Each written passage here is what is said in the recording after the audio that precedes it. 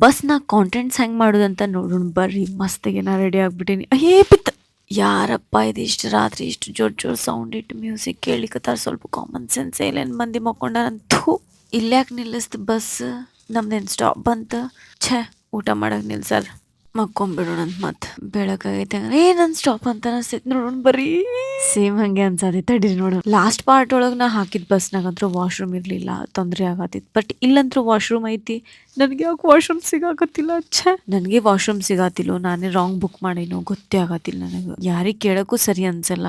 ನೋಡ್ತೀನಿ ತಡಿ ಎಲ್ಲಾದ್ರೂ ಸಿಗುತ್ತೇನೋ ವಾಶ್ರೂಮ್. ಈ ಮ್ಯಾಗಿನ್ ಸೀಟ್ ಇಲ್ಲ ಅಂದ್ರೆ ಲಾಸ್ಟ್ ಸೀಟ್ ಬುಕ್ ಮಾಡೋದಂತೂ ಕೆಟ್ಟ ಕಠಿಣ ಐತಿ. ಛೇ, ಎಷ್ಟು ಡಿಚ್ಕಿ ಹೊಡ್ಯಾತೈತಿ. 6:30ಗೆ ರೀಚ್ ಆಗ್ಬೇಕಿತ್ತು ಬಸ್, ಆದ್ರೆ ಇನ್ನು ರೀಚ್ ಆಗತ್ತಿಲ್ಲ. ನೋಡೋಣ ತಡಿ ಎಲ್ಲಾದ್ರೂ ಬಂದೈತಿ. ಸಾಕಾಯ್ತು ನನಗೆ ಬಸ್ನಾಗ ಕೂತ್. ಟ್ರೈನ್ ಲೇಟ್ ಆಗತ್ತಂತ ಬಸ್ ಬುಕ್ ಮಾಡಿದ್ರೆ ಬಸ್ಸು ಹಿಂಗ ಮಾಡ್ತಿತ್ತಲ್ಲ, ಏನ್ ಮಾಡ್ಲಿ ನಾನು? ಅಕ್ಕ ಹೆಲಿಕಾಪ್ಟರಿಗೆ ಹೋಗಂದ್ರೆ ನಾ ಅಷ್ಟೇ